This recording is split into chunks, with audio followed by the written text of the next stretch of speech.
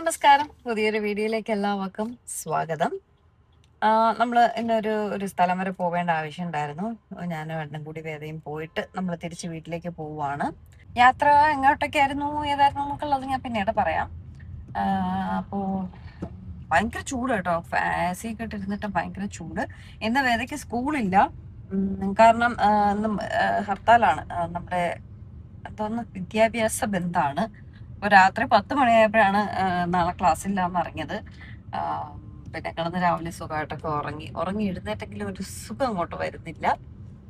നേരെ ഇനി വീട്ടിലേക്കാണ്. നമുക്ക് കുറച്ച് ഓർഡേഴ്സ് ഒക്കെ വന്നിട്ടുണ്ട് നമ്മുടെ ഓണം സെറ്റ് സാരിയുടെ. പിന്നെ കുറച്ച് പ്രീ ബുക്കിംഗ് വന്നിട്ടുണ്ട്. അതിൽ വലിയ ലീഫൊക്കെ ഉള്ള ഒരു സാരി ഉണ്ടായിരുന്നില്ല, അതിന് കുറച്ച് പ്രീ ബുക്കിംഗ് വന്നിട്ടുണ്ട്. അതൊക്കെയാണ് ഇന്നത്തെ വിശേഷം. പിന്നെ ഞാൻ ഇന്നലെ ബ്രൗണി ഉണ്ടാക്കാനായിട്ട് ബ്രൗണി ഞാൻ പറഞ്ഞായിരുന്നു വീഡിയോയിൽ.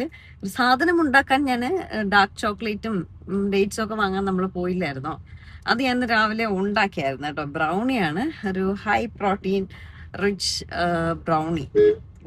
അതാണ് ആ റെസിപ്പി. അത് ഞാൻ റെസിപ്പി കാണിക്കുന്നില്ല, അത് എങ്ങനെയുണ്ടെന്ന് അറിയില്ല. ഉണ്ടാക്കി ഫ്രിഡ്ജിൽ വെച്ചേക്കാണ്. നമുക്ക് കട്ട് ചെയ്ത് കഴിച്ചിട്ട് കൊള്ളാമെങ്കിൽ ഞാൻ അതിൻ്റെ റെസിപ്പി പറയാം. അതിപ്പോൾ എനിക്ക് തോന്നുന്നു അത് വൈറലായിക്കൊണ്ടിരിക്കുന്ന ഒരു റെസിപ്പിയാണ്. ഇൻസ്റ്റാഗ്രാമിലൊക്കെ ഞാൻ ഒരുപാട് വീഡിയോസ് കണ്ടു കേട്ടോ.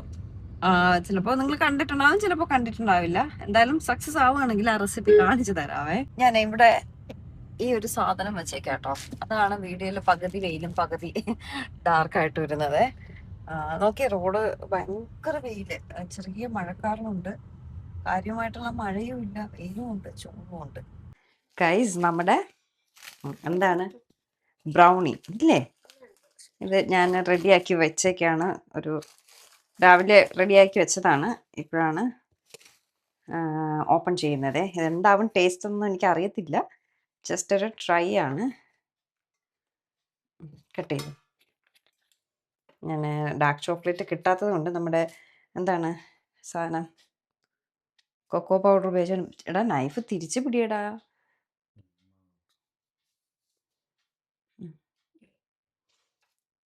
കട്ടേ നോക്കാം ടേസ്റ്റ് എങ്ങനെ ഉണ്ടെന്ന്. High protein rich ബ്രൗണിയാണേ.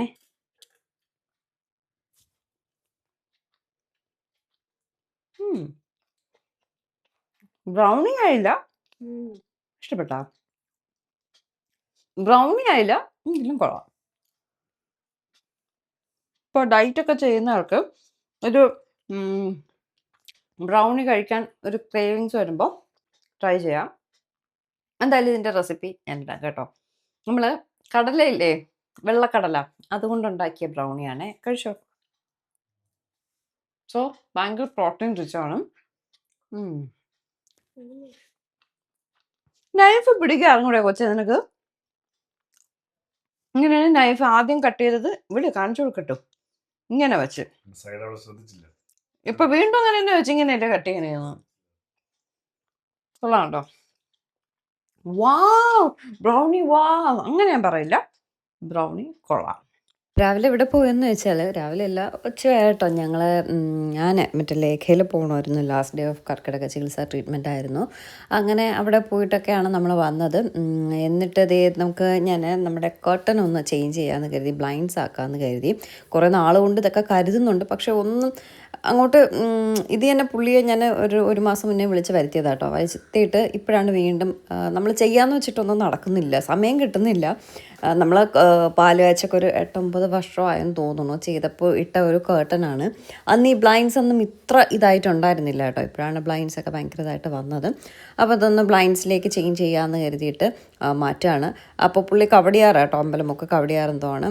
അത്യാവശ്യം നല്ല റേറ്റ് ഇട്ടൊക്കെയാണ് തന്നത്. ഞാൻ ഒരുപാട് പേരെ കോൺടാക്ട് ചെയ്തു. എനിക്ക് പുള്ളിയുടെ റേറ്റ് അത്യാവശ്യം നല്ല റേറ്റും മെറ്റീരിയലിൻ്റെ കാര്യവും 8 ഇയർ വാറൻറ്റിയും കാര്യങ്ങളൊക്കെ പറഞ്ഞിട്ടുണ്ടായിരുന്നു. എന്തായാലും പുള്ളിയുടെ ഡീറ്റെയിൽസ് ഞാൻ താഴെ മെൻഷൻ ചെയ്തേക്കാം. നിങ്ങൾക്ക് വേണമെങ്കിൽ പുള്ളി ഒന്ന് കോൺടാക്ട് ചെയ്താൽ മതി കേട്ടോ. അപ്പോൾ ഈ ഒരു കർട്ടനൊക്കെ മാറ്റേണ്ട സമയം അതിക്രമിച്ച് കഴിഞ്ഞു. ഞാൻ പറഞ്ഞില്ലേ, കർട്ടൻ മാറ്റണം.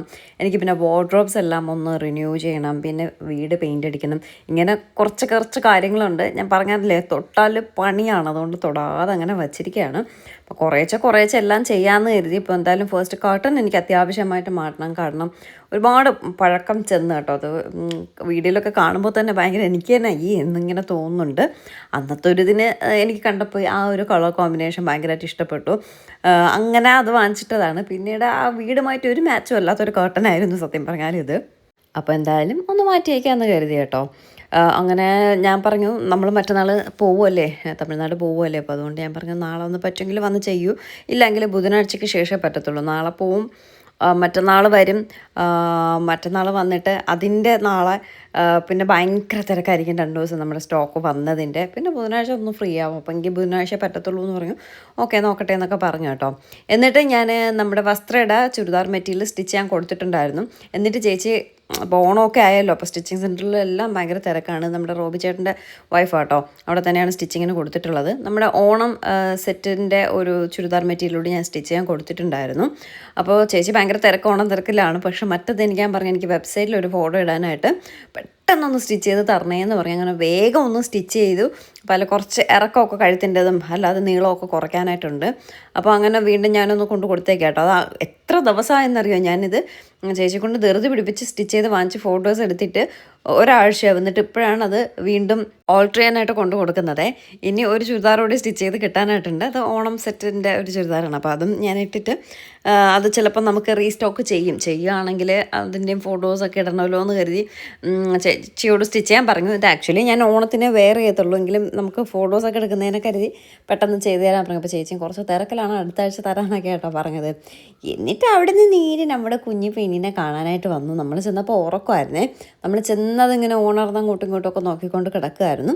പിന്നെ ഇങ്ങനെ എടുത്തപ്പോൾ ആ ഉറക്കത്തിൻ്റെ ഒരു ഇതുണ്ട് കേട്ടോ. മൂത്തമ്മ വേദമ്മ എടുത്ത് വെച്ച് കളിപ്പിച്ച് കിന്നരിച്ച് കൊഞ്ചിച്ചുകൊണ്ടൊക്കെ നിൽപ്പുണ്ട്. ഇപ്പം പ്രശ്നം അതല്ല, കുഞ്ഞി എല്ലാവർക്കും എടുക്കണം. ആരും അങ്ങോട്ടും ഇങ്ങോട്ടും കൊടുക്കത്തുമില്ല. ഞാൻ എടുക്കുമ്പോൾ വേദം ഒന്ന് വാങ്ങും, വേദം എടുക്കുമ്പോൾ ഞാൻ ചെന്ന് വാങ്ങും. അങ്ങനെയാണ് കുഞ്ഞിയുടെ കാര്യം കേട്ടോ. അവളെ ഇങ്ങോട്ടെടുത്ത് കുഞ്ഞിനെന്ത് ഇറിറ്റേഷൻ ആവുമെന്ന് പറയും. പക്ഷെ നമുക്ക് ഇവളിങ്ങനെ താഴത്ത് വയ്ക്കാൻ തോന്നത്തില്ല. വേദയ്ക്ക് ഇപ്പോൾ 12 വയസ്സായി. 12 വയസ്സിന് ശേഷം ഒരു കുഞ്ഞുവാവ നമ്മുടെ വീട്ടിൽ വരുന്നതല്ലേ. സച്ചിൻ്റെ വീട്ടിലെ ആദ്യത്തെ കുഞ്ഞുവാവ. അപ്പോൾ പിന്നെ നമുക്കങ്ങ് എല്ലാവരും സച്ചിൻ്റെ വീട്ടിൽ വന്നാൽ പിന്നെ എല്ലാവരും എടുത്തുകൊണ്ട് നടക്കും. ഒന്നും ചീമ പറയണം, തറയിൽ പോലും കിടക്കൂല, അവൾ കിടക്കത്തുമില്ല എന്ന് എല്ലാവരും ഇങ്ങനെ എടുത്തുകൊണ്ട് നടക്കാനായിട്ട്. അപ്പോൾ എല്ലാവരും മാറിയും തിരികെ ഇങ്ങനെ എടുത്തുകൊണ്ട് നടക്കും. കാരണം അവരുടെ വീട്ടിലെ ആദ്യത്തെ കുഞ്ഞുവാവയാണ് കേട്ടോ. അവൾക്കും അറിയാം ഞാനിവിടെ വന്നാൽ എന്നെ തലയിൽ പൊക്കിക്കൊണ്ട് നടക്കാൻ ഇഷ്ടംപോലെ ആൾക്കാരുണ്ട്, അതുകൊണ്ട് തറയിൽ കിടക്കണ്ട, ഞാനൊന്ന് ബഹളം വയ്ക്കാമെന്ന് എഴുതിയാൽ അവരെല്ലാവരും മാറി എടുത്ത് അങ്ങ് ഫ്രണ്ടിലൊക്കെ കൊണ്ടിങ്ങനെ നടക്കും കേട്ടോ. അതവൾക്ക് ഭയങ്കര ഇഷ്ടമാണ്. കാഴ്ചയൊക്കെ കണ്ടിങ്ങനെ ഇരിക്കാൻ, മരങ്ങളും ആകാശമൊക്കെ ഇങ്ങനെ കണ്ടുകൊണ്ടിരിക്കാൻ ഭയങ്കര ഇഷ്ടമാണ്. പിന്നെ നമ്മുടെ നെട്ടയത്താണെങ്കിൽ നമ്മൾ കതകുടച്ച് അതിനകത്ത് തന്നെ ആയിരിക്കും. കുറച്ചൊക്കെ എല്ലാവരും എടുക്കുക, എന്നിട്ട് കുറേ സമയം തറയിൽ ഇങ്ങനെ കിടത്തിയിരിക്കും. ഇവിടെ അവൾ അധിക സമയമൊന്നും കിടക്കത്തില്ല, എങ്കിലും കുറച്ച് സമയം കിടന്ന് കയ്യും കാലും ഒക്കെ ഇട്ട് കളിക്കും. എന്നിട്ട് നമ്മളെല്ലാവരും മാറി തിരിഞ്ഞെടുക്കും കേട്ടോ. പക്ഷേ ഇവിടെ സച്ചിൻ്റെ വീട്ടിൽ സച്ചിനുണ്ട്, അച്ഛനുണ്ട്, അമ്മയുണ്ട്, ബ്രദറുണ്ട്, ബ്രദറിൻ്റെ വൈഫുണ്ട്, എല്ലാവരും ഒരുപാട് അംഗങ്ങൾ കൂടുതലായതുകൊണ്ട് അവർ മാറി എടുക്കുക. അപ്പോൾ ഒട്ടും അവൾക്ക് തറയിൽ അവളെ വയ്ക്കാനുള്ള സമയമില്ല. എല്ലാവരും മാറി എടുക്കുന്നതുണ്ട് കേട്ടോ. അതുകൊണ്ട് അവൾക്കും കള്ളത്തരം അറിയാം. ഞാനിവിടെ കിടന്ന് ബഹളം വെച്ച് എന്നെ എടുത്തുകൊണ്ട് നടക്കാൻ ആൾക്കാരുണ്ടെന്ന് കരുതും. അങ്ങനെ ഇപ്പം ഞാനൊന്ന് ചെറുതായിട്ട് കിടത്തിയപ്പോൾ വേദയ്ക്ക് കുറച്ചുകൂടെ കളിപ്പിക്കാൻ ഇഷ്ടമാണല്ലോ. വേദയ്ക്ക് എടുത്തുകൊണ്ട് നടക്കാൻ ഇഷ്ടമാണ്. പക്ഷെ അധിക സമയം വേദയ്ക്ക് അങ്ങനെ എടുത്ത് വെച്ചുകൊണ്ടിരിക്കാൻ പറ്റത്തില്ല, അറിയത്തില്ല.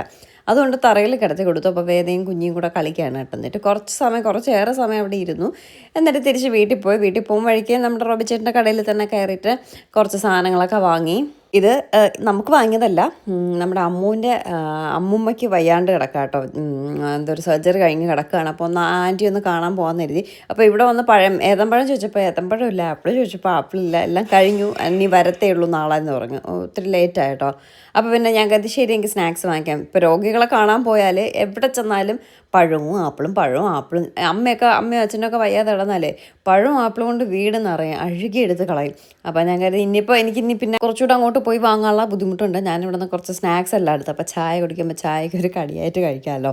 അങ്ങനെ അതെല്ലാം എടുത്ത് അമ്മൂമ്മയും കണ്ട് നേരെ വീട്ടിലേക്ക് പോയി. ഞാൻ ഒരു ജിമ്പൽ വാങ്ങി.